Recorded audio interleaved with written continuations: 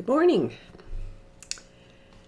So it's Wednesday and I have a topic today that was requested. I actually did a poll on my Instagram and requested that you answer whether or not you wanted to learn more about detail or if you wanted to learn about creativity. And the winner was how to loosen up in watercolors. So that's what I thought I would talk about today. So this is something that a lot of people struggle with. And you might be thinking to yourself, well, Shelley, I've seen your watercolors and you're probably not the best person to be talking about loosening up. But I think anybody who works highly realistic has also had to master a lot of variety of different styles of painting. I paint realistically because that's the way I choose to paint. But I can paint loosely, and I often do, especially when I am plein air painting or if I'm practicing something or just plain sketching with my watercolors. So one of the things I'd like to do is just sort of go through a checklist of things that you can do to help you to loosen up a little bit more in your watercolors. So let's get into this for a second. All right, so here is one of my recent posts that I shared. This is a painting, one of my favorite paintings actually, that I did of a friend named Gladys. And you can see that this was done very, very loosely. And I don't have the painting anymore, so I can't really point to it. But like in this background and so on, you can see that there's a couple of things I didn't do.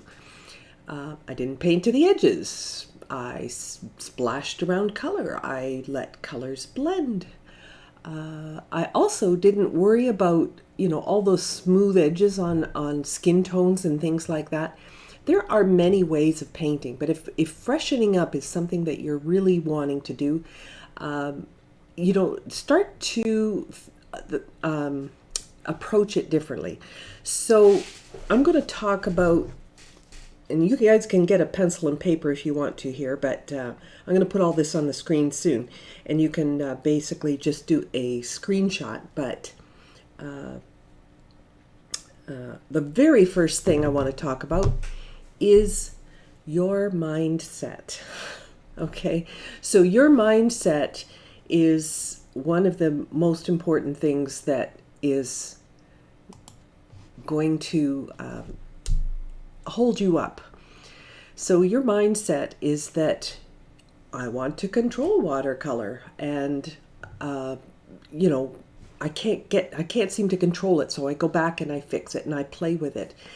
And your mindset is that you want to control watercolor, but in fact, what you might want to change your thinking about is that you need to work with watercolor, not control it.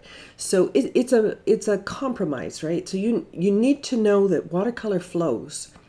All right, well, don't try to stop that. Try to go with the flow, as it were. And before I get too far into this, let me say good morning to everybody who's joined me. Thank you so much. I always appreciate it when you guys show up, and I love that you put where you're from. That's so much fun for me to see where everybody comes from. And I'm sure it's fun for you guys too. So good morning, Austria, Germany,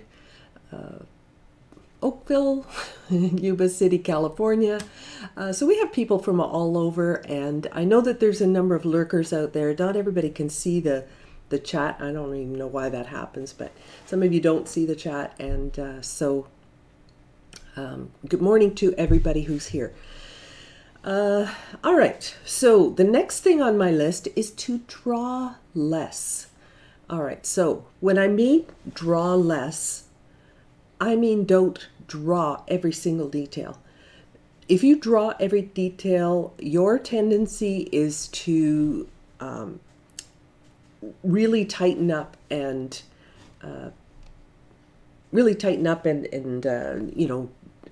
draw or paint every little up to every little line. So do a little less drawing and do a little bit more sort of freestyle painting where you're not putting as much drawing into it. Like you can see in Gladys's hair that, there's not a lot of pencil marks, right? Like I didn't overdraw this. And so I'm going to take this one off the screen for a second here, and I'm just going to go to a pile of different images that I have. Let's put my palette here to the side, and I'll just move this over a little bit. Okay, so let me just show you a few things that that I have painted loosely. Right, so not everything here is drawn. There's a couple of things that I've done here, where I haven't painted every bit of the paper, right? I haven't painted to the edges. I've left gaps everywhere. That's kind of fun too. Just some experimentation. This one you might have seen in a previous demonstration, and they're like little vignettes, and I haven't painted anything precious here. It's not something I'm intending to put into a frame. It's just simply practice. So practice, that's a big one there. This one here, it looks pretty realistic, right? But there's a lot of things that are loose about it. So even though I'm a really, people think of me as a tight painter, a realistic painter, that doesn't mean that everything in my painting is realistic. Or everything in my painting is detailed. It means that there are elements of detail in mine, and that there are elements that are not. So you do need to have a variety of styles. So now I have a bunch of little ones here. Now, these are strangers, people, just people I've seen and done a snapshot of. Somebody walking their dog, somebody walking down the street. Like, I'm not going to frame these or put them into a frame or anything. So when you're trying to learn to loosen up, don't start with the present you want to give to somebody. Like, don't have in your mind, I'm going to paint something for my dad for Father's Day. If it becomes precious, that's instant tightening up, right? Because you're putting undue pressure on yourself. If you want to learn to loosen up, make sure it's not anything that you feel is going to be important or precious to you. So now how do you start with this kind of stuff? Like, how do you start loosening up? Well, one of my best tips is to take a look and see what's important, right? So what's important in your picture? Now in these two examples here, I've got a woman and her dog. They're in bright sunshine. There's a lot of contrast. All this stuff in the background, it's just filler, right? So instead of painting, this umbrella and this building and this bush and all those things in high detail there, I've only alluded to them. So what I did here is I prioritized what was important. In this example, I've got, the light on this woman was, just the way that the light was hitting her and catching sort of the edge of her jacket and the top of her hair and things like that. Those are things that I thought were kind of key to this design. And so what I did was I simplified this background, and in fact I didn't even suggest anything there. I just simply put dark there to make the highlights stand out, but I didn't draw individual hairs or anything like that. It's all very suggested. So the key here, when you're working this way, for example, is do this prioritization. Then you make a plan. Okay, I'm going to need to work around the jacket kind of thing. You don't paint the background and then say, okay, how am I going to put the lady on top? You make the plan to leave those whites. You could use masking in that case, but I chose to paint around those shapes instead in this case. I think you get a more loose looking, a more spontaneous looking painting if you paint around your whites as opposed to using the masking. If you use masking, you tend to be a little bit more rigid about things. The other thing is, once I put this stuff in, I didn't go back to it. Touch it once, like put it in, and while I'm talking about putting things in once, let's talk about paint, okay? So when I'm talking about paint, I usually have my paint in my palette like this, and look at the water. You can see all the water in all those wells. That is to get all of this dried, hard paint gooey. And I did this about 10 minutes ago. And if you don't get your paint softened up, you end up with rock hard paint, and then you can't get the rich color. So if I'm trying to get a rich color, let me grab a brush here. I could go into any one of these wells now that they're soaked, and I could get, gooey paint. Like, I can get really gooey, thick, rich color. You can't do that with paint that's already dried. Oh, you found me on Instagram. Thank you so much.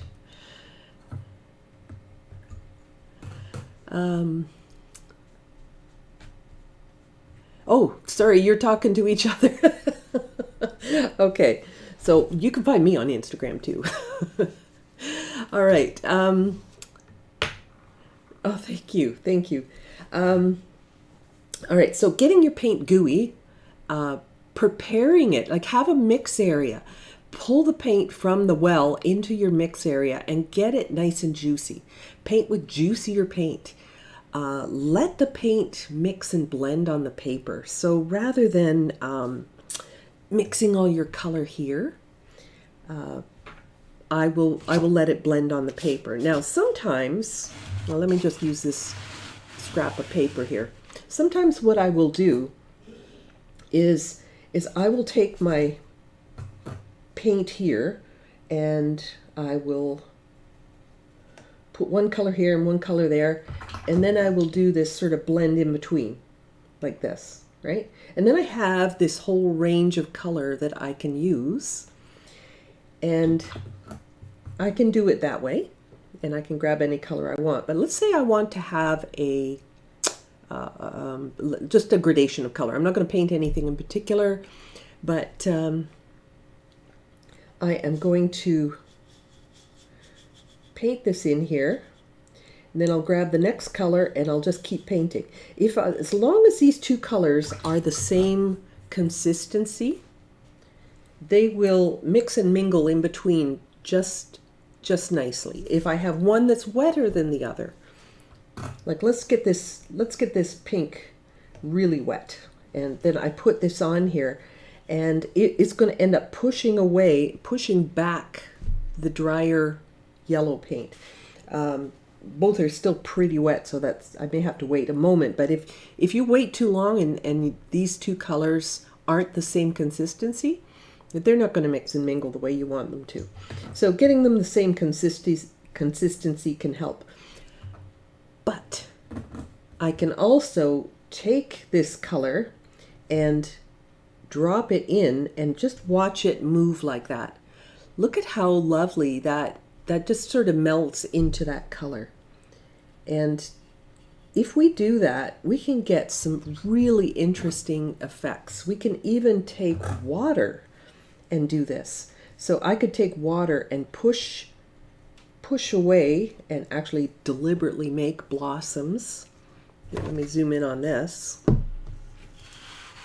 All right, so I can actually make blossoms if I want to. This is fun. Right, making blossoms.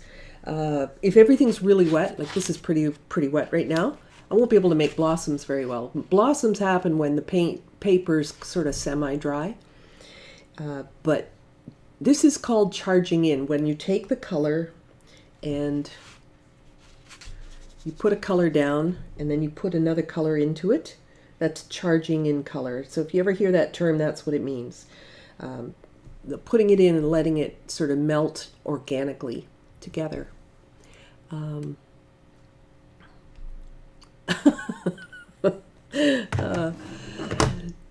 I'm just laughing because your cat walked on your keyboard and muted you.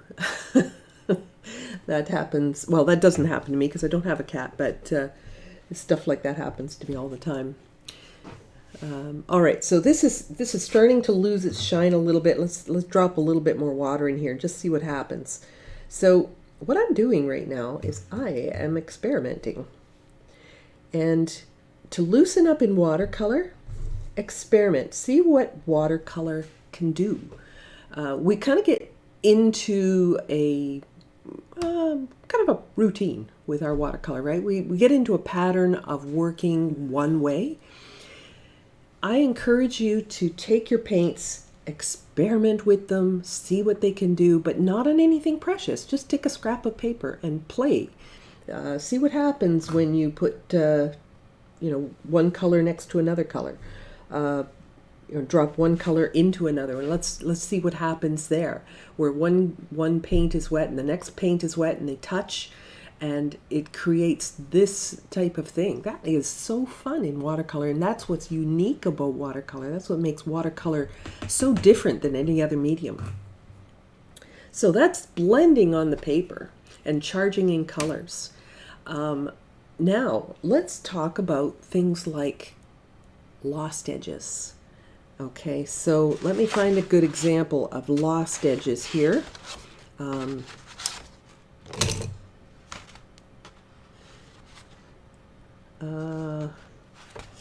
don't know if I have too many examples of lost edges, but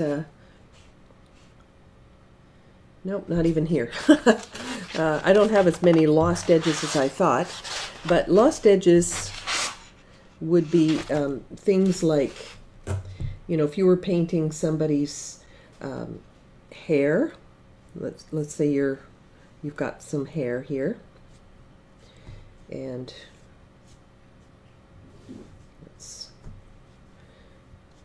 we'll just pretend this is hair, and then you've got your background, and I'm going to just wet some of this and let this sort of melt into the background. It doesn't have to have, not everything has to have a definition. I could put the person's face here. In fact, at a hairline, at someone's hairline, you often will get lost edges there because those hairs are so fine you don't see individual hairs. So getting some lost edges like this, kind of like what we did over here, right? Getting some lost edges like this can be very helpful. Now that doesn't look much like hair at all, does it? But you get the gist of it, I think. Where I could come in and just charge in a little bit more color here, a little bit more here, just to get a little bit more sort of volume happening and that sort of thing. You can see that type of thing when I've done, let's see, did I do that on, none of these are really large enough to show, but yeah, I don't have a good example off the cuff here, but anyway, losing edges is really important. Now, it's really hard to do that. Like it's again that mindset thing. You have to try to imagine and let go of the fact that should have a hard edge. And one of the ways to do that is to squint. So squint at your reference picture and look at what jumps out at you. Whatever jumps out at you is the essence of your composition. Your painting and so on. Edges, not so important. Where edges are important is in your focal point, because eyes are like the viewer is always attracted to where there's contrast and where there's harder edges. You're not attracted to where this hard edge or where this soft edge is, because it's a transition that disappears, right? So it can just disappear. It doesn't matter. Experiment and try some of that.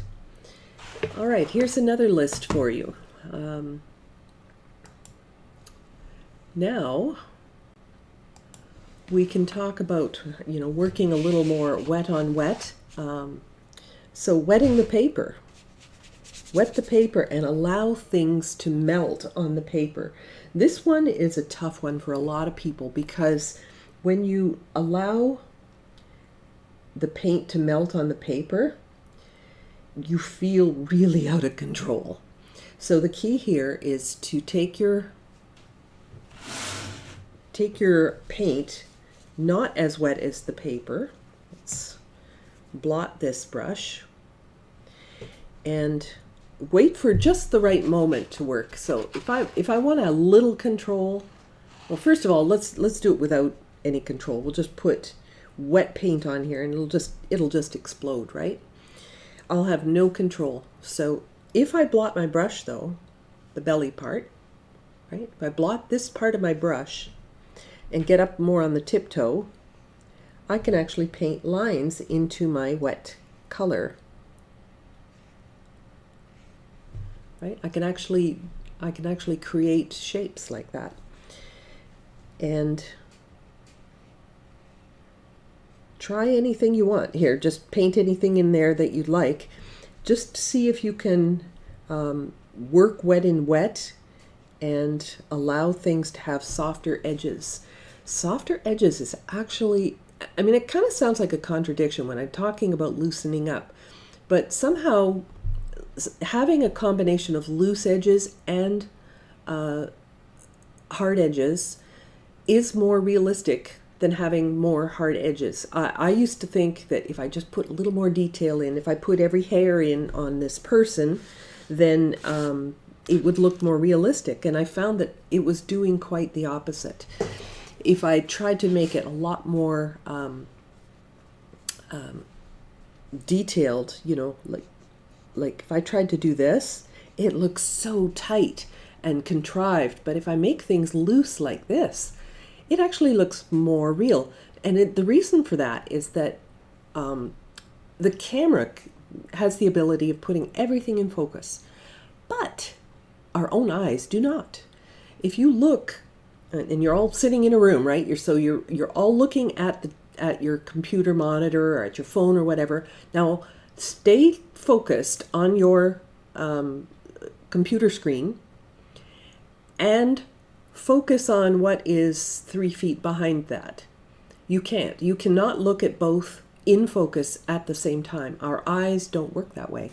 So if we paint that way, it's a little weird, right? It doesn't look as realistic as having some things out of focus. So by keeping some things in focus, it really helps not only our composition, but it looks more convincing because you create things like perspective. You create things like just focus, right? So focus and out of focus and all of that sort of stuff. And it just looks more natural. So even though I'm talking about painting looser, I'm not saying do your entire painting loose. You can, but to use some looser elements within your painting in combination with things that are more controlled. Notice that I didn't say tight, but more controlled. And it will actually end up looking more realistic.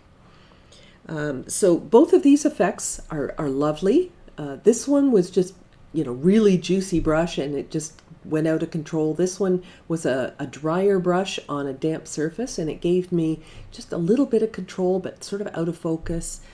That's kind of fun. So the other thing is tools. Okay, so a lot of times people struggle because they're using a brush that doesn't hold much paint or water. So if you've got a brush that doesn't hold much, you are constantly going back to pick up more paint or going back to get more water and so on. And every time you go back and come back to your paper, the consistency is going to be a little different. So if you want to make things more fluid, fill up your brush and, paint more freely. So when I say freely, I mean, like, look how I'm using the side of my brush here. And look at, it's very wet, but by kind of flicking my brush and using the side of my brush, look at these glorious broken edges that I'm getting here. See if you can incorporate some of this in your watercolors, because, oh my gosh, that can be so beautiful. Now, combine that with maybe some, what would look good with, let's do some blue. I'll do some blue, charge some blue into this. Like, just experiment and have some fun just playing with some of this stuff.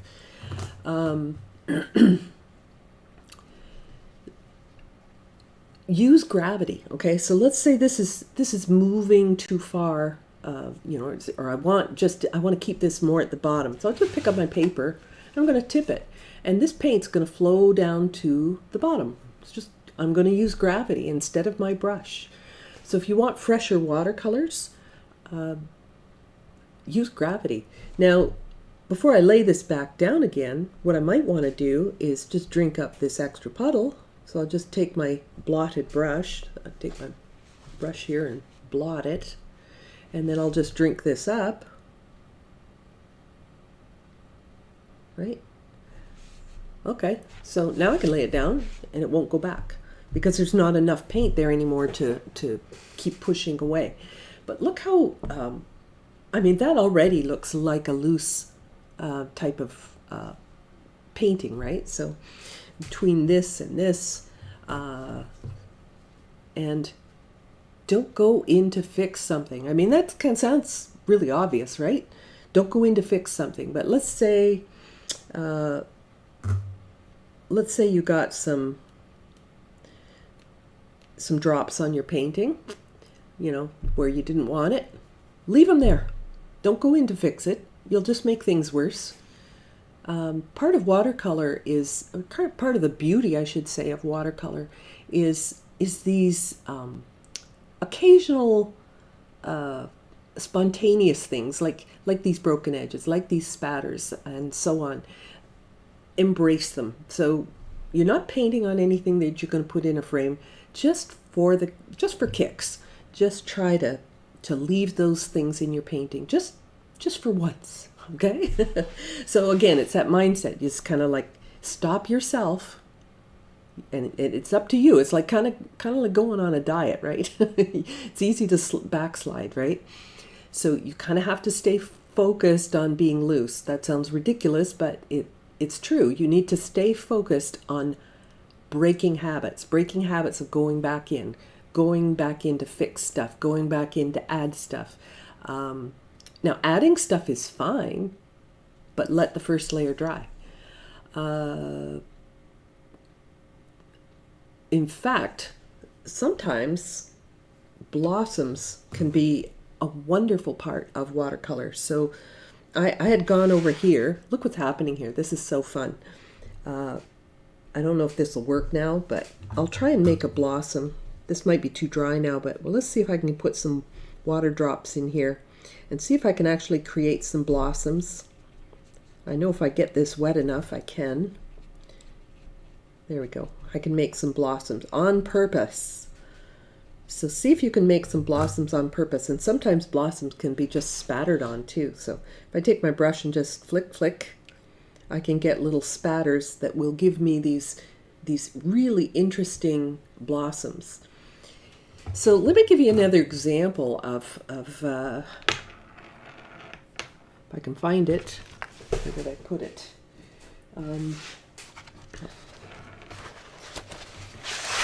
Where blossoms can be wonderful. Like here, I threw in some salt and stuff to make blossoms on this little thumbnail, and voila, I have a meadow.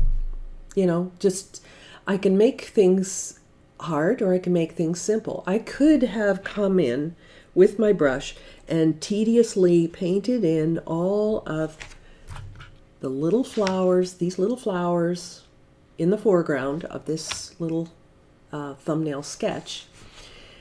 I could have painted them all, but just throwing some salt in was a great way to do it. So think of alternatives to using the point of your brush. Try things like scraping. Try things like salt and spatter. Even throw a stencil on your painting and flick paint at it to get a stencil type of look to it. You can even use watercolor pencils. And I don't know if you've ever seen this before, but if you take a watercolor pencil, you put a stencil down and then you sort of spritz the stencil so that only the holes get wet or the openings get wet. And then you take a watercolor pencil and you just shave it over top. Just sort of take a knife and just scrape the edge of it. Little speckles will end up there. I mean, try all kinds of things. Experiment and have a whole lot of fun with it. So again, use the side of your brush. Use a lighter touch. I think one of the things that really makes a painting look overworked is this constant need to push paint around with the brush. So when I paint things now, and this is why I really love these softer brushes. It used to drive me crazy. When I first started painting in watercolor, I had brushes that sort of bent over when they got wet, and it drove me crazy. I thought, well, this brush isn't any good. This is useless. But now I've realized the importance of having just only make contact with the paper, and I'm barely touching the paper. All I'm doing is touching it. And I'm just rinsing my brush and I'm making a gradation here and not painting anything in particular. I'm just trying stuff out. See if you can get things to flow like that. Let's make this flow with a little more gravity. Just play. Give yourself a chance to play and find out what watercolor does. And instead of trying to control it, work with it. It's a collaboration. It's not a control. It's more than a one-sided relationship, you and watercolor. It's two-sided. Let's push back the other way. Let's see what happens if I do this. And if you work together with watercolor, you can create amazing things. So it wants to flow, so let's let it flow. And let's just see what that result is. And the result will be a much smoother gradation than I could ever do with a brush. My brush could never do what this is doing with gravity and just flowing paint right now. So if you want fresher looking, looser watercolors, work with watercolor instead of trying to control it so much. All right, now glazing. Okay, so glazing, let's say I'm doing a portrait, okay? And I have some colors down. Let's mix a little skin tone here. So I have a light color down, and I might put a few shadows in there or get some of that paint moving and so on. The tendency is to want to try to make everything perfect and smooth and controlled again, But if I allow this to fully dry, I can come in and I can put another layer on. And it really won't matter if there's an edge here. So get rid of the idea, not get rid of it, but, plan to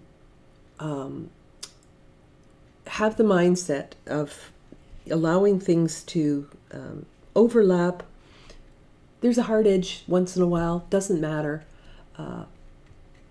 So stop worrying so much about making things smooth and realistic. Glazing over top of something like this can create really nice effects. You can see that, in a floral or on a portrait or on anything for that matter. You can just allow that first layer to dry and then glaze right over top with transparent colors and let that first layer come through. Most of all, experiment. Like I said, take a sheet of paper, just see what your watercolors can do, practice and see what happens.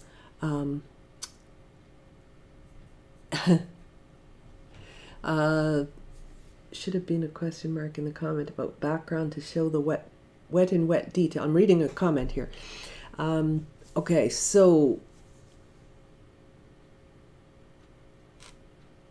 in the comment about background to show the wet and wet detail, let's see, I've got to read back here. Oh,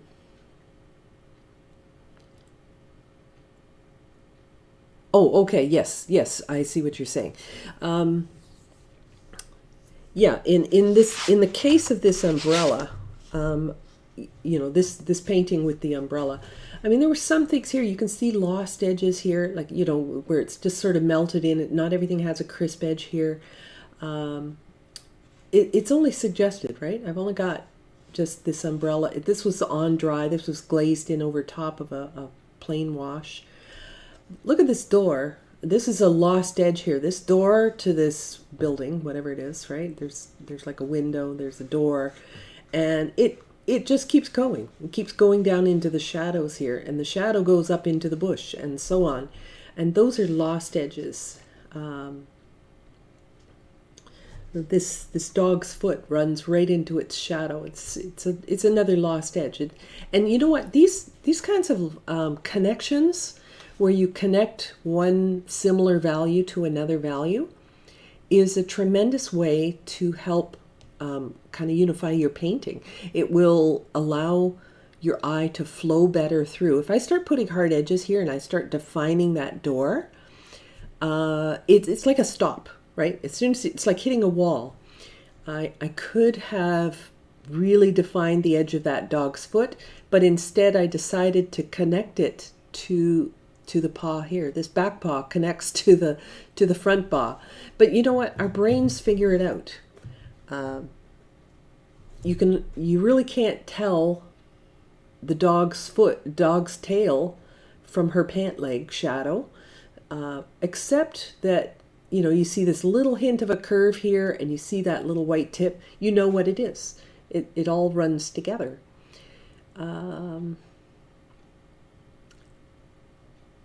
Yeah, the shadows on her face. Like, I could have defined a real chin line here for her, but nope, I just charged in a little bit of color there and helped just define the fact that, you know, it's a contour, like it moves into shadow. The jacket here, there's a place where I charged in a bit of color here, started off with this pink and I charged in a little bit of this turquoisey color here. I only alluded to some of the texture on this. You can tell just with those couple of little squares how minimal. I didn't draw all the little squares on her quilted jacket or quilted vest, but you know it's a quilted vest simply by a couple of those little squares. You know that this is part of the shadow, that there's shadows here, and just what's left. There's absolutely no detail in the highlight here. That's just white paper. So see if you can start breaking down your paintings into just the essence. And this is where the squinting really, really helps you. You squint your eyes and you can, you don't see any of the detail. You don't see any detail in the shadow. You don't see any of the detail in the highlight. You only see the basic shapes and values, and I don't even worry too much about the actual colors. I do think about warm and cool. You know, I want my shadows to be cool, and I want my highlights to be warmer, or my mid values to be warmer. So here's a mid value. We've got kind of a warm color here. It starts receding into some blues here, where it's got a little bit more shadow. The back of the dog here is a little more warm here, and then, you know, it gets definitely cooler into a cooler Payne's gray type of thing, you know, in the lower part, and so on. So I'm actually utilizing color temperature to help create some of the volume of that subject. And thumbnails. Now, thumbnails are something that I used to hate doing them. Oh my gosh, I used to hate them. And I did what everybody does when they try their first thumbnail, is I tried to do a little mini masterpiece. And gosh, it really just doesn't work. The whole purpose, let me explain what the purpose of a thumbnail is it's to teach you how to simplify. Sorry, I'm losing my voice here. So to learn to simplify, first of all, you can eliminate the color, right? You can just do it in one value. I actually do have color in this one. She was wearing a gray jacket and she was wearing black leggings. So, and this was gray pavement and, you know, dark shadows behind. So there wasn't a lot of color in this image, but I just loved the pattern of light and dark here. And that's more what you're looking for in your thumbnails and your value studies. Where's that one with this? Okay, so just to give you the nutshell version of what I did here, a thumbnail. Now, I was doing this as a demonstration for a group, so I did it large, but you could do this just about the size of a business card. And just do it on the back of a spoiled painting, or do it in a sketchbook or something like that. You don't have to make it precious. So I'm just going to use gray, just Payne's gray here, just one value. And the weird thing is here is I am going to take my photo. Now let's take away that thumbnail for a second. And let's take this reference picture. All right. And I'm going to determine my edges here. Okay, nice perfect square. And I'm going to take a mid value, and here's what I'm going to do. And this is going to surprise you, I think. But what I'm going to do is I'm just going to start, and I'm going to paint everything in the painting except for the white areas, or the lightest areas. I'm going to just paint the mid values. I'm going to group together all the mid values, and I'm going to come down. The roof comes in here. And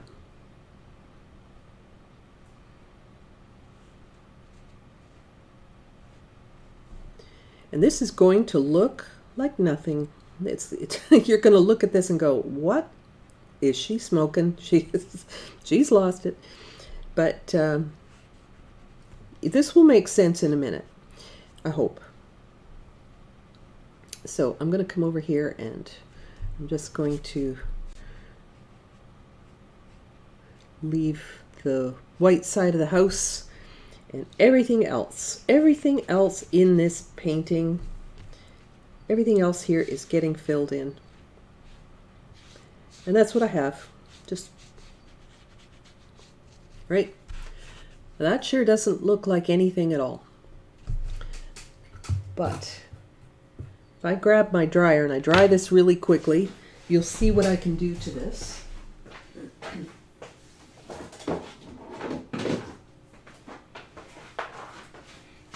I'm just going to mute for just one quick second and dry this.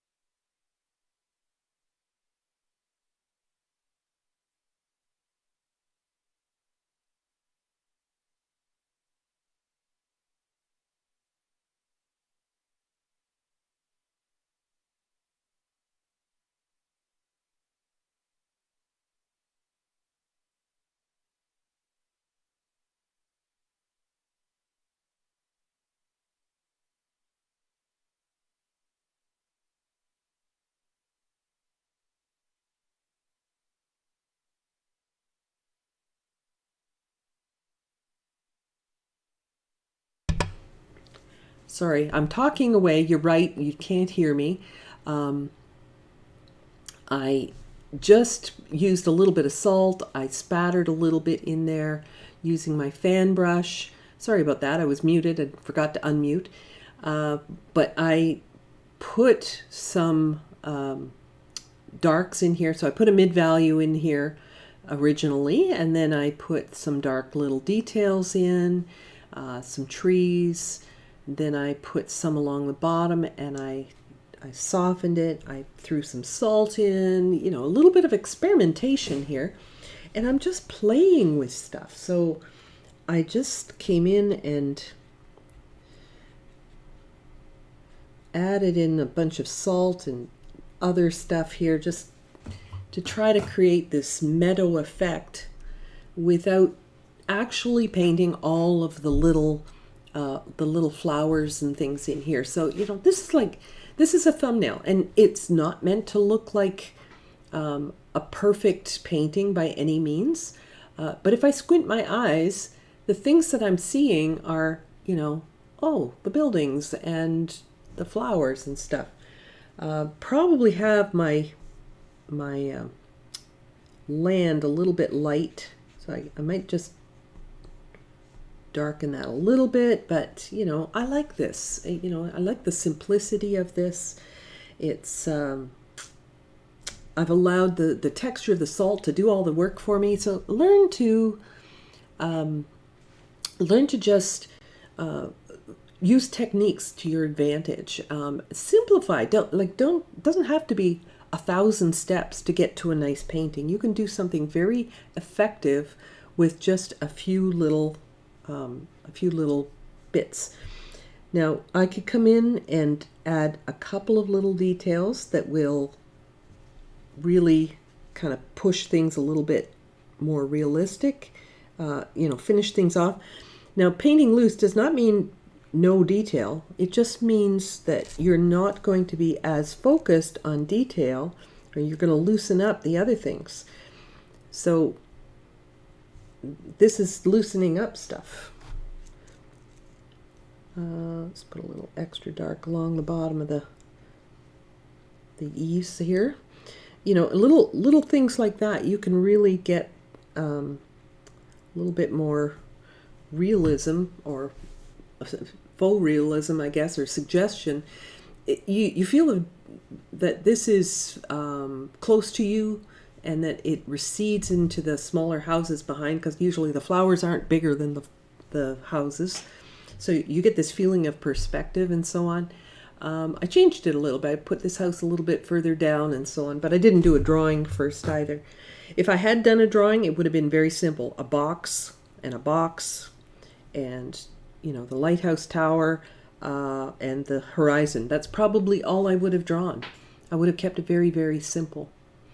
So try thumbnails. Try it in black and white. Just use shades of gray, because if it doesn't work well as a monotone color or monotone painting, it's probably not the strongest composition. That's not a guarantee, but in most cases, you want to have a good looking black and white before you actually paint it in color. So try some thumbnails, and don't make them little mini masterpieces. Try and see what you can do to create a little bit of experiment with it a little bit, and see if you can create some volume and interesting stuff. Let's drop a little more in here. Just see what we get, right? All right, I'm not going to play anymore. I'm making a mess. So play with it, have fun,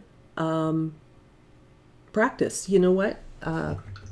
It sounds easy to loosen up, but it takes a conscious effort. We get into habits, and you have to really think about it. So take a few of those ideas. Give me some of your ideas. Put it in the comments. I'm sure there's some things that I haven't thought about, but you know, there's lots of things. So I'm going to put the whole list up on the screen, and you can take a screenshot and try out some of these ideas. There you go. You can take a screenshot of that and have a list of all the things that you can incorporate into your painting. Try some different things. Like I said, experiment, and do lots of practice, but don't make it precious. Do I do a thumbnail when I plan my bigger paintings? I do sometimes, but not always. I don't always do that because I generally work from my own photographs, and so I try to create my composition in my photo, and I have done a lot of painting at this point, so I know that I can work loosely. I don't have to work at working loosely. That sounds ridiculous, but you do have to work at working loosely. In other words, you have to do a mind shift and learn to work with watercolor.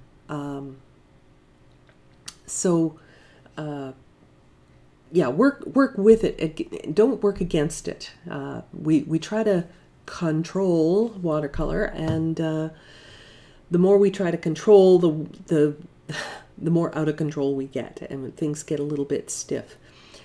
So if you haven't done that screenshot yet, now's your chance. I'm going to take it off the screen, and